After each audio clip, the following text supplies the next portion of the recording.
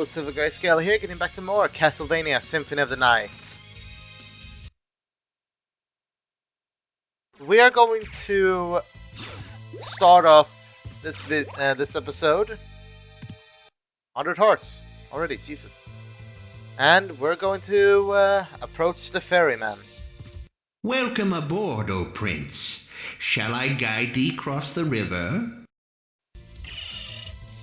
And he will guide us across the river.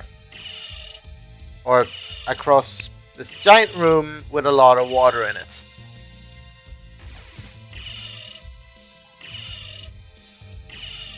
However, this is not a cutscene. Due to enemy placements, you can still be knocked off the ferryman's boat and get dunked into the water. So be very careful about that. So, what is our reward at the end of this? The mermaid statue. We still have a weakness to water. However, the mermaid statue has another use.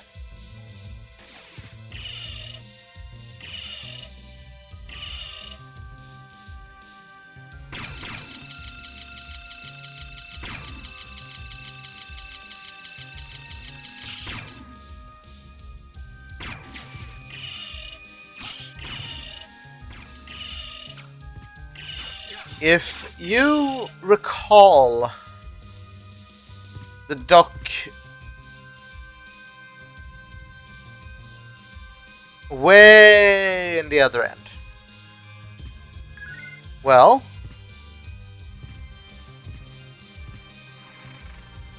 if we were to head that way, however, we have to take a different path because we can't climb up the waterfall.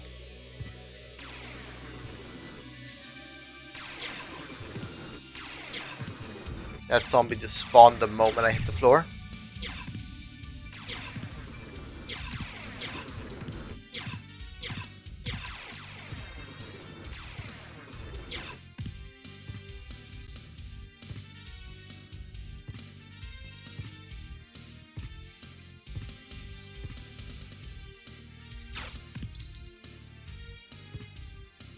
So we're going to be heading this way.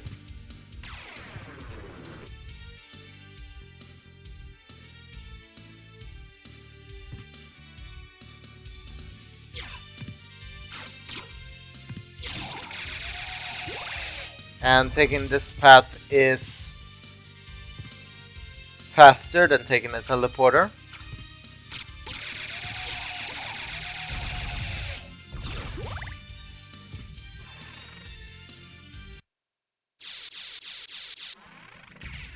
Now I just hope I can find a freaking clock on our way through here. Because there is something I do want to show you while we are in the area. Ow. Okay, Cthulhu, calm down, buddy.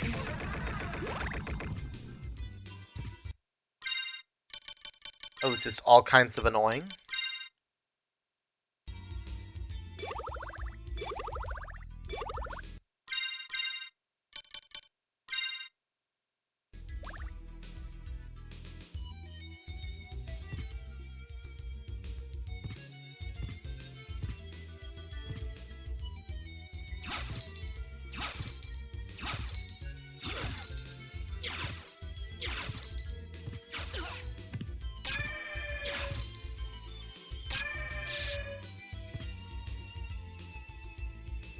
Just gonna be heading through here.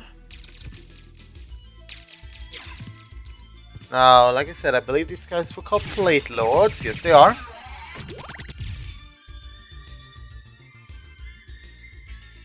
And I just want to point out one thing that I noticed when I was taking my food break in the middle of this recording session. Level 17 already. Well, when I checked, I was level 16. But I found it hilarious that last I checked before, that was like level 3. Like, If there's one thing I have to say that I kind of dislike about this game, it's how they just hand out level ups like candy. It's like playing D&D with a bunch of people who don't like appreciate things, and like every session, like every other session, they're like, do we level up? Do we level up? It's like, bro, there's only 20 levels in the game. I gotta spread them out, else we only have a session for like a campaign for like 5 sessions. Calm down.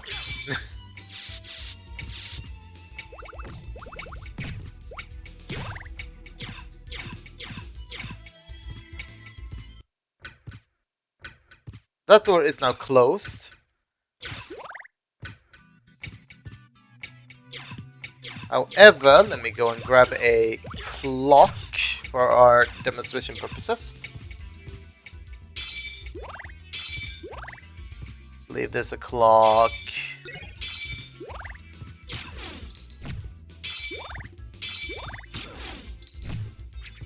Somewhere around here.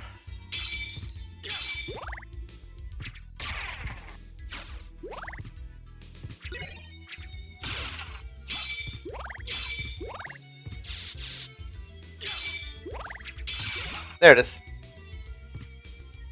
And now, let me just double back real quick to the big clock room.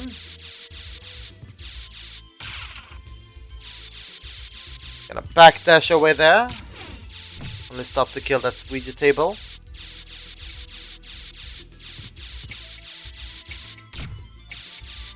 And that's Ferryman. Now, we can go up there because we can now reach here, and we can get up here now with our double jump. However, if we use our clock here, this statue moves and we can get up here.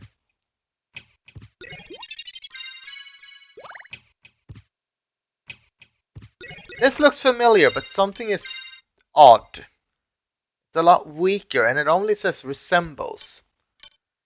This is the Alucard gear. If we were to equip all of them, our luck will bring us up to quite a bit, but we lose a lot of defense and we get the Alucard status, which means that we are lucky. The sword doesn't have its thing, and in this version of the game it's actually worth a trophy.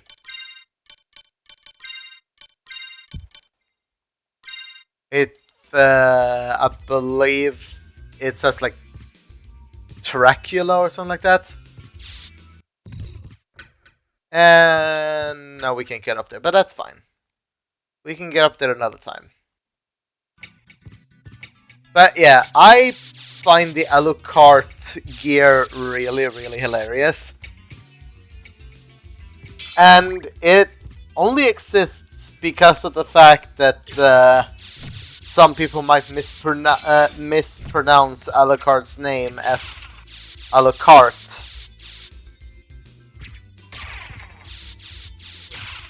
Or like they saw the name in Dracula's Curse and didn't quite know how to pronounce it.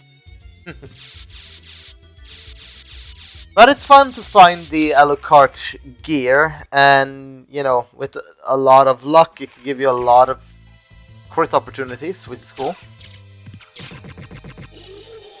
But of course you lose on regular attack power and defense. Plus who knows, it might not resist the stuff that you're used to. So let us fall down.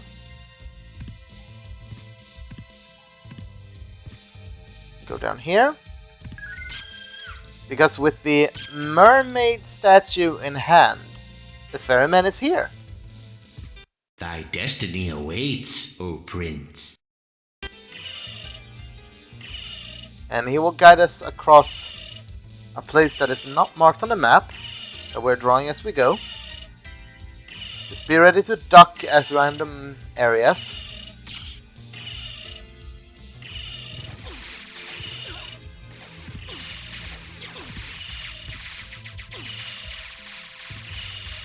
That stupid bat. Ah, I hate the bats.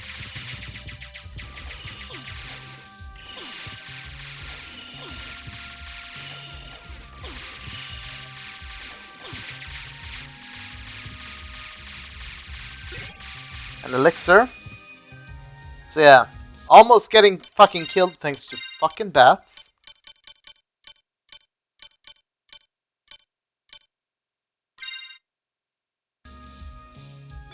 I'm gonna have some freaking pot roast.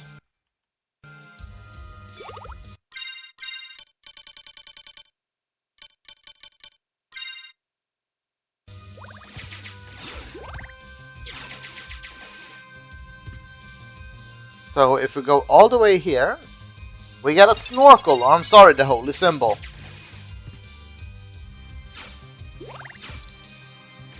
We can now stand in water without,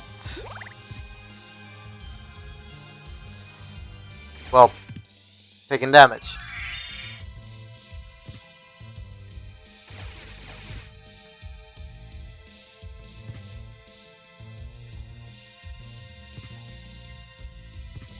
Meaning that we can explore this entire area.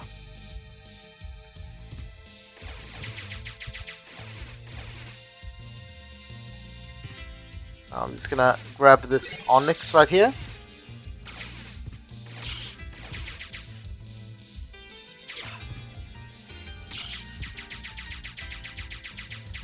Gonna head down here to grab a life max up.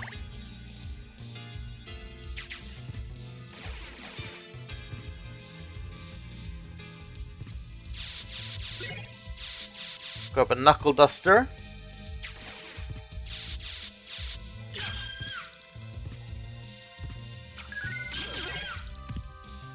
Dropping an ice cream, okay.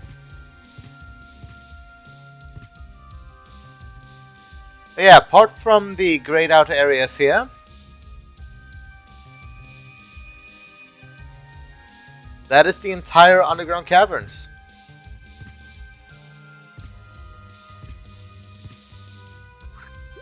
Well, apart from one area that we can't reach yet.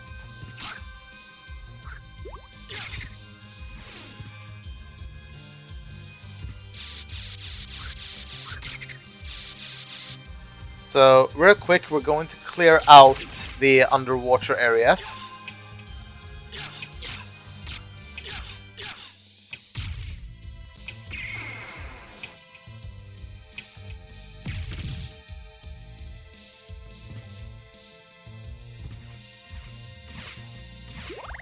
And yeah, luckily we can't block their projectiles. Unless it's the giant fire breath that's, you know, right in the face.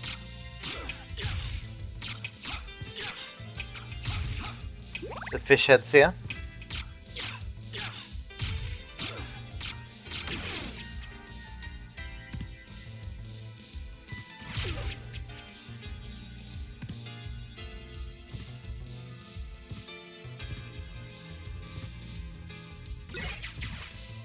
Nunchaku.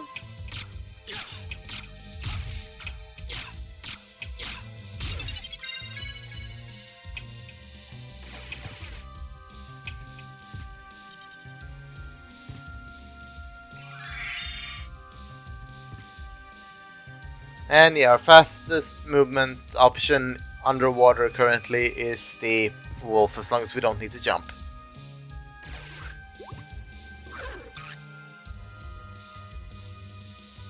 I pressed the wrong button.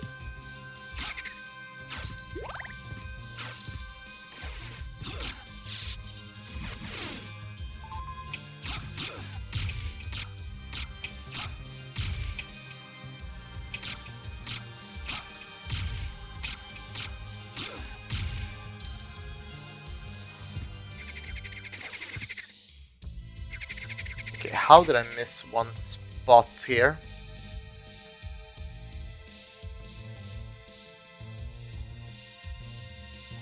How did I miss that spot? I want to say I was on it, but I'd be wrong. Honestly, the mapping system isn't that bad, but it gets even more finicky a bit later on in the game. Those of you aware of this game's big reveal,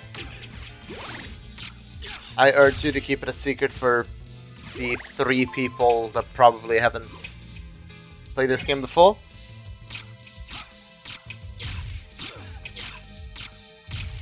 Which is goddamn stupid. I mean, I would say it's on everything, but it's not quite on everything yet. It hasn't been ported to the Switch yet, which is like the game system everyone has.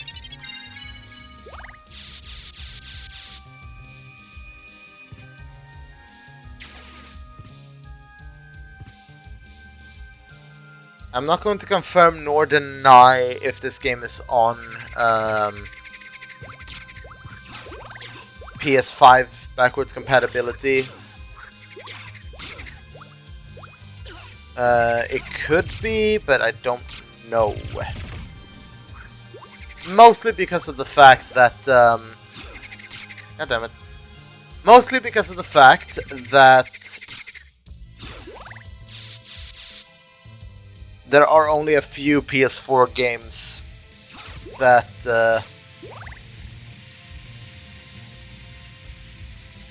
have received backwards compatibility treatment on PS5, and I don't know if Sony will care enough to put, you know, everything on there. Plus, because clearly Nintendo isn't caring about putting every thing, like every one of their legacy games on Nintendo Switch Online. Like, I know it's a licensing thing and all that, but like, there are so many games that we know people are, you know, literally begging to get, but Nintendo, you know,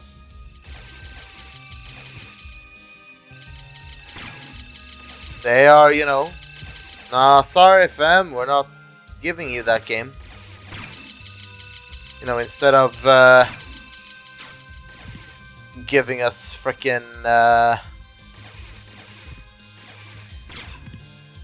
Super Mario RPG,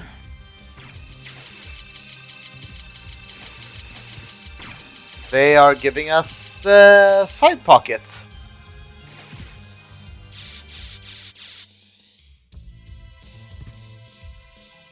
I mean, you know, who wants to play literally one of the best RPGs ever when you can play billiards?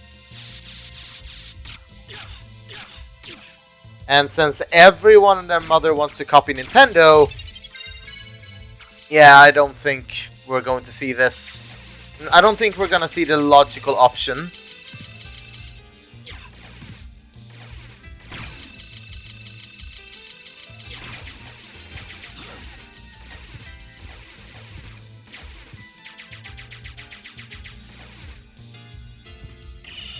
Just gonna have you start moving.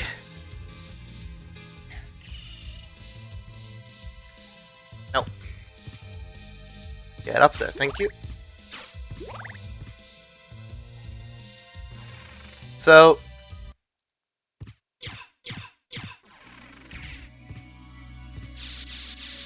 what we're gonna do is we're gonna move our way back to the big clock room to get to our next area of the game, because again we have a bit of a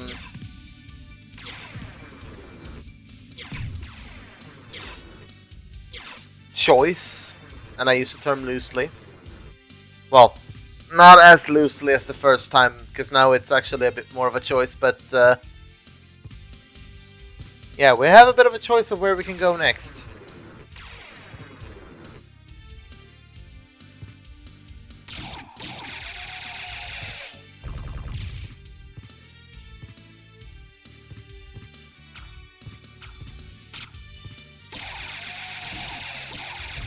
Why am I yawning? Anyway. Gonna head through here again. So our choices is to take the doorway that was under the wooden bridge that we blew up with the thanks of the with help from Skeleton Ape. With the thanks of Skeleton Ape, yeah. That's almost English. Or we can do what we're doing right now, which is to head our way back to the to make our way back to the giant clock room and hope that the left passage is open so we can double jump up to it.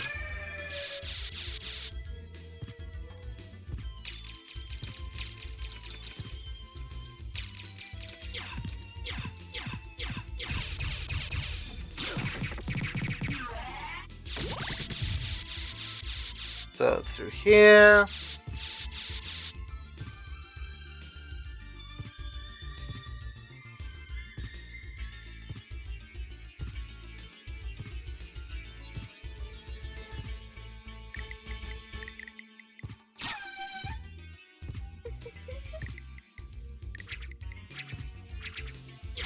Honestly, small pickups like that hammer there is something we can take later when we have another movement upgrade under our belt.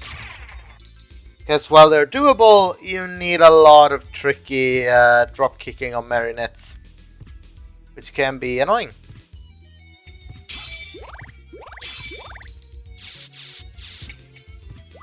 And I don't feel like dealing with annoying right now. Which is why the game threw me 2 Fleamen. Why did they have to come back? And it's open, hooray.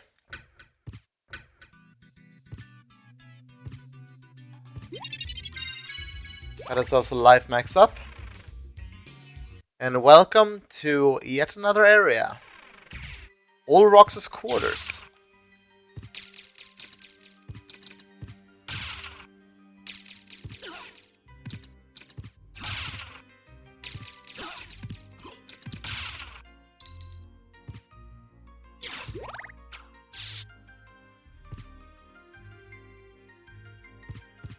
We're gonna look for some breakable walls and a good save spot, I believe, because we're getting up on the we're getting up there in time. Got a breakable wall right here.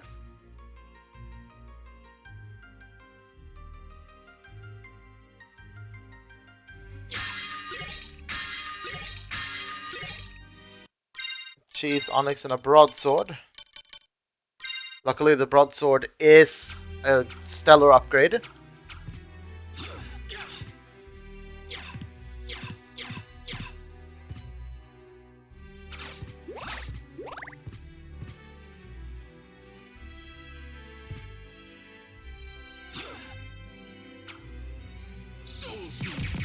This is a poltergeist, which is different from a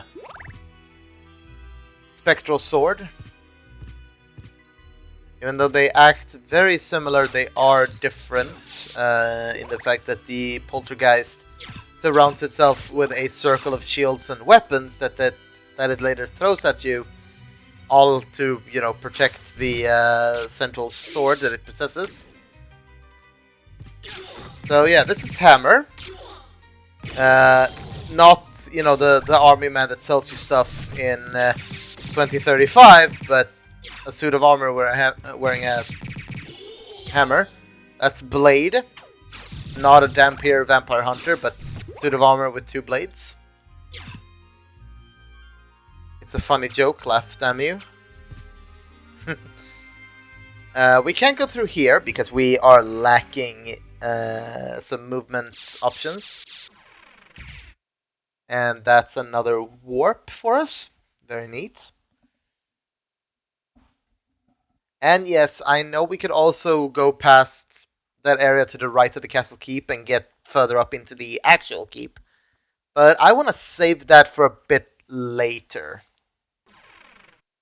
Again, it's the whole, the same thing with the library, with the fact that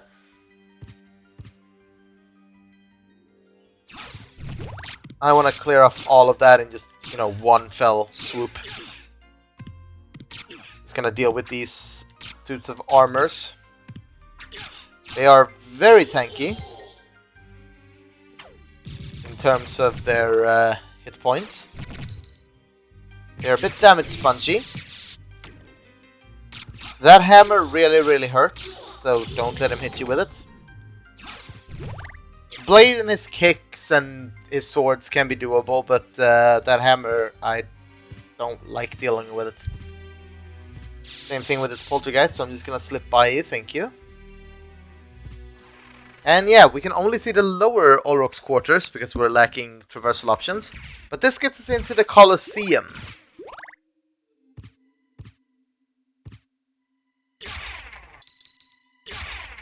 Some blade soldiers.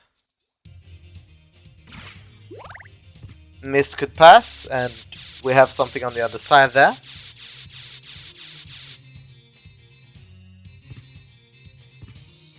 Now, if we go all the way down to, I believe, here, yeah. Every sub-weapon is in here. Well, most of them. Well, not really all of them, but most of them.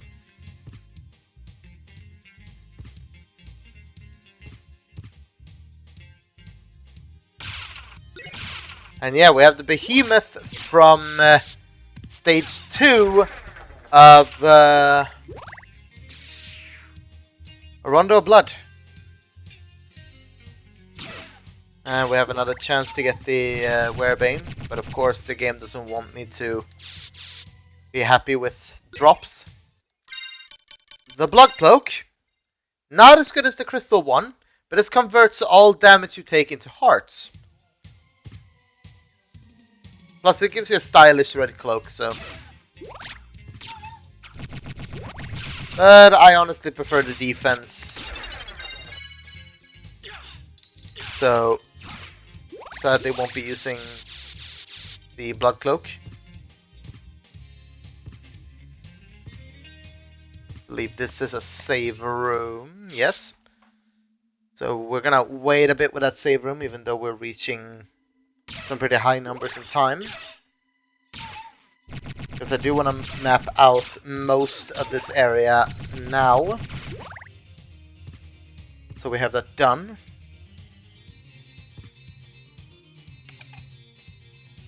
Okay, so that's a hallway.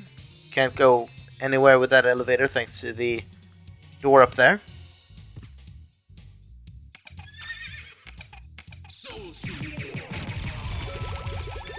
Luckily, we can soul steal most of these guys. It's gonna deal with this Valhalla Knight as he rides back and forth.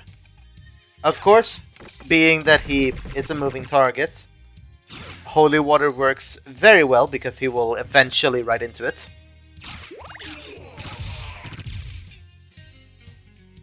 So the neat part about this place is that it looks the same way both sides. Oh god, Armor Lord. Of course I had to put you here. And of course I had to off-screen the Holy Water. Oh thank god. Oh thank god he was an idiot. Thank god he was an idiot. That's another save room. We can take that later. When we're done, as it's closer to the boss room. Oh no, no, no, no, no. Game, why do you hit me with this? Alright, we're gonna do this. That's not what we're gonna do, game. Thank you.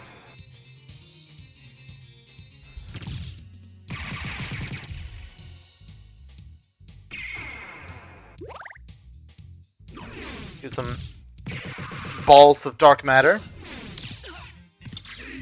But yeah, our reward for surviving this onslaught is the shield rod.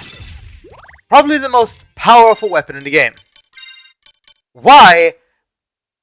Because it increases the effectiveness of your shield and the effectiveness of itself. Plus, every shield has a magic spell. When and if you manage to either keep the Alucard shield or find it later, the shield rod will make it nearly unstoppable. However, my biggest issue with club weapons in this game is how goddamn slow they are.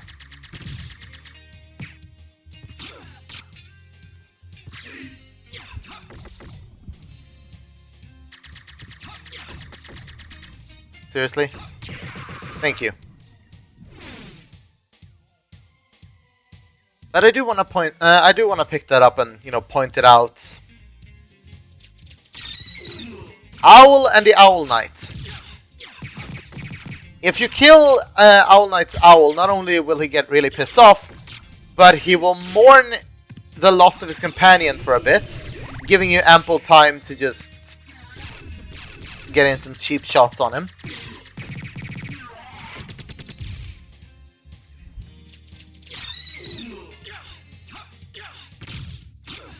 Here's where I would use all my hearts for holy water if I had any. Oh, thank God! No, don't move, you fool!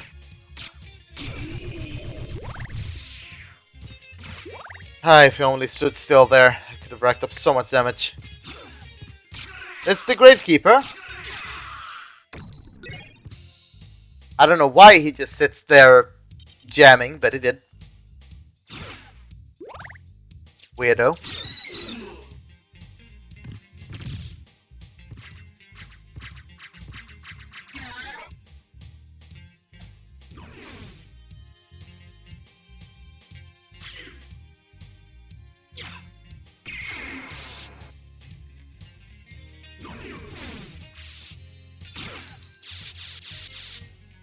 Thank God for invisibility frames. Anyway, I think that will be a good place to end this episode. I know we didn't do that much, but that's the nature of the beast with most Metroidvania games. Most of it is just gonna be get to this point, get to that point kind of thing, But yeah, we're gonna explore the last bits of the Colosseum, including finding its boss and making quite the discovery. Alright? See you guys then. Bye-bye.